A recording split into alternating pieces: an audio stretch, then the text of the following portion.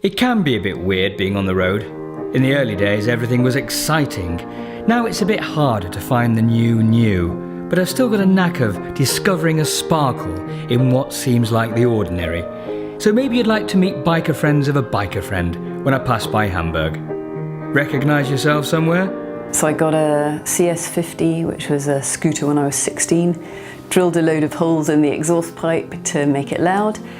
And then I got an XT550, which I rode for about 9 months. And then my first bike that I actually owned was a GPZ 600, which I adored. It was beautiful, it was fast, it was my first proper bike. And I did lots of tours on it, and it just represented freedom. It was like, you know, riding through London late at night when no one else is around, and it's totally exhilarating. Yes, I thought it was a beautiful bike. It was very curvy. And, you know, it didn't look so kind of manga like they all do these days. It was much more sort of feminine. Well, I started, God knows how many years ago now, on a 125 Suzuki Trails bike.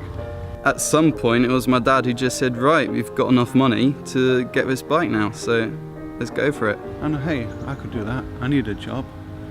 Bought myself a little bike.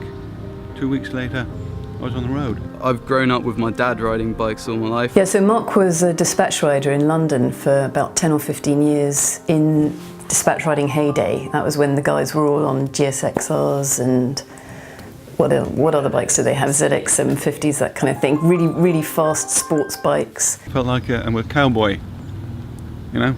I'm really sort of Pony Express sort of thing. And yeah, passed my test, got on my GPZ 550 back then. No, I actually remember the days when my mum rode around on a ZX6. And they were all earning sort of £500 to £1,000 a week, which was a lot of money back then. Back then, it was like a racetrack.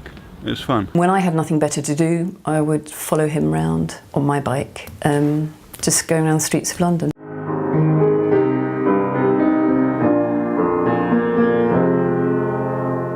What do I like about motorcycling? It's me and a bike. Me and a bike and the roads out there. It's sort of a challenge. It's just extremely exhilarating.